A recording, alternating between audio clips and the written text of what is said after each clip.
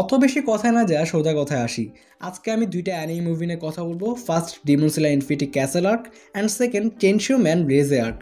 কমেন্টে গালি মারার আগে আমি প্রথমেই বলতেছি সরি, কারণ আমি 2 মাস লেট। সত্যি কথা বলতে এই ভিডিওর স্ক্রিপ্ট আমি আগেই তৈরি করে রাখছিলাম, কিন্তু কেন জানি না শেষ পর্যন্ত আর ভিডিও বানায় উঠতে পারি নাই। কিন্তু 2 মাস পরে গিয়ে ভিডিওটা অলরেডি তৈরি করতে পারছি। তো আর বেশি কথা বাড়িয়ে শুরু করা যাক।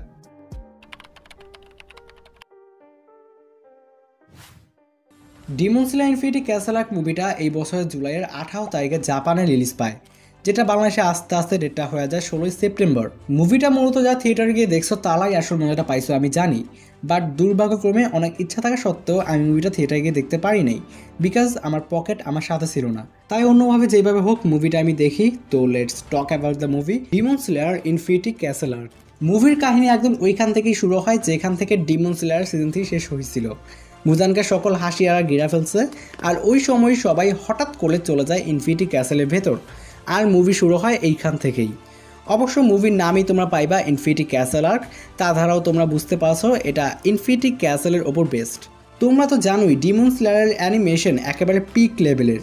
সেই নিয়মেই এই মুভির অ্যানিমেশনের পাশাপাশি অ্যাকশন, এন্টারটেইনমেন্ট এবং হাইপ সব একেবারে 10 আউট অফ 10। তোমরা যারা ডিমন স্লেয়ারের মাঙ্গা পড়ছো তারা অবশ্যই জানো ইনফিনিটি ক্যাসেল আর্কটা ডিমন স্লেয়ারের অনেক গুরুত্বপূর্ণ একটা আর্ক। সেই অনুযায়ী সবার এক্সপেকটেশন ছিল অনেক বেশি হাই, আর এই দিক থেকে ডিমন স্লেয়ার কোনো দিক থেকে ডিসঅ্যাপয়েন্ট করে নাই। মুভিতে আমরা বেশ কয়েকটা নতুন জিনিস জানতে পারি, এটা তাদের জন্য বলতেছি যারা মূলত মাঙ্গা পড়ো নাই। মুজানকে মারা বিষয়টা নিয়ে অনেকের কাছে অনেক থিওরি আছে। এখন সেই থিওরিগুলোকে পাশ কাটিয়ে আমরা মুভিতে দেখি গিউমি যখন মুজানের মাথা কাইটা ফেলে তখনও মুজান মরে না। মুজানকে মারার একটাই মাত্র রাস্তা, সেটা হলো সানলাইট। এই মুভিতে আমরা হাসিরা মরতে দেখছি, আপার মুন মরতে দেখছি, আর বেশ কয়েকটা ব্যাক স্টোরিও দেখতে পাইছি। অনেকের কাছে এই মুভির মেইন স্টোরির ফাঁকে ফাঁকে ব্যাক স্টোরি দেওয়ার বিষয়টা অনেক বেশি বিরক্তিকর লাগছে, বাট আমি অনেক বেশি এনজয় করছি, বিশেষ করে আকাজার ব্যাক স্টোরিটা। আমি আকাজার ব্যাক স্টোরি নিয়ে অনেক আগেই একটা ভিডিও আপলোড করে রাখছি এই চ্যানেলে।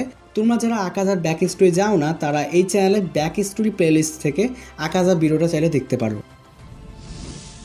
চেইনসো ম্যান রেজে আর্ক মুভিটা প্রায় একই সময় মুক্তি পায় ডিমন স্লেয়ার ইনফিনিটি ক্যাসেলের সাথে। আমার একটা নিয়ম হচ্ছে কি জানো, আমি কোনো নিউ মুভি, সেটা হোক কোনো হলিউড মুভি বা হোক কোনো অ্যানিমে মুভি, আমি কোনো সময় কোনো টিজার বা ট্রেলার দেখি না, ডিরেক্ট মেইন মুভিটা দেখি। চেইনসো ম্যান মুভির ক্ষেত্রে কী হয়, একে তো আমি এর মাঙ্গা পড়ি নাই, তারপর তো আবার ট্রেলারও দেখি নাই, তাই আমার কোনো ধারণাই ছিল না এই মুভিতে কী হবে।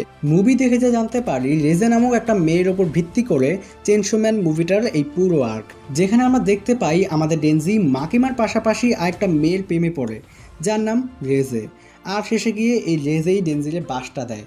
আমি জানি তোমার সবাই মুভিটা দেখা ফেলাইছে এতদিনে, তাই স্টোরি বইলা সময় নষ্ট করার লাভ নাই। মূলত আমার কাছে মারামারি কাটাকাটি এই টাইপের অ্যানিমেগুলো বেশি ভালো লাগে। লাভ স্টোরি জনের মুভি এতটা আমার কাছে ভালো লাগে না, কিন্তু আমার কাছে এই মুভির শুরু থেকে ডেনজি এবং রেজের কেমিস্ট্রিটা আসলেই ভালো লাগছে। স্টোরিটা একটু সাদামাটা, স্টোরিতে ডিমন স্লেয়ারের মুভির মতো অত কিছু না থাকলেও ব্যাকগ্রাউন্ড মিউজিক, বিশেষ করে সুইমিং পুলের মিউজিকটা একেবারে পুরোপুরি ম্যাচ হয়ে গেছে, বাট পকেট খালি মাল্টিপ্লেক্স বা থিয়েটার গিয়ে দেখতে পারি নাই, যেটা আমার ব্যাড লাক। অনেকেই এই দুইটা মুভি মানে Demon Slayer Infinity Castle arc and Chainsaw Man Reze আর্ককে কম্পেয়ার করতেছে, এইগুলোর স্টোরি, প্লট ইটসেট্রা নিয়ে কম্পেয়ার করা হচ্ছে। কিন্তু আমি সবসময় একটা কথা বলি, প্রত্যেকটা অ্যানিমে তাদের জায়গা থেকে বেস্ট। একটা অ্যানিমের সাথে আরেকটা অ্যানিমের কম্পেয়ার কখনোই যায় না, এইখানেও সেম। একদিকে Demon Slayer Infinity Castle Arc, যেটার অনেক বড় ইম্পর্ট্যান্ট একটা আর্ক নিয়ে তৈরি করা হয়েছে, অন্যদিকে চেইনসো ম্যান রেজে আর্ক, যেটা ছোট্ট একটা আর্কের উপর ভিত্তি করে তৈরি করা হয়েছে। তাই এই দুইটা মুভির মধ্যে কখনোই কম্পেয়ার করা যায় না, তাই আমরা বলতে পারি না এদের মধ্যে যে কোনো একটা মুভি বেস্ট। কিন্তু আমার পার্সোনাল অপিনিয়ন অনুযায়ী Demon Slayer Infinity Castle Arc মুভিটা আমার কাছে বেশি ভালো লাগছে চেইনসো ম্যানের মুভি থেকে। আমি বলতেছি না বেস্ট, আমার চেইনসো ম্যান মুভিটাও ভালো লাগছে, কিন্তু ডিমন স্লেয়ার মুভিটা একটু বেশিই ভালো লাগছে। আর তোমাদের ক্ষেত্রে এই অপিনিয়ন ভিন্ন হতে পারে, সেটা তোমাদের ইচ্ছা। তো এই ছিল আমাদের আজকের ভিডিওটা কেমন হচ্ছে নিশ্চয়ই আমাকে জানিও। তো দেখাবো অন্য কোনো ভিডিওতে, এখনকার মতো বিদায়।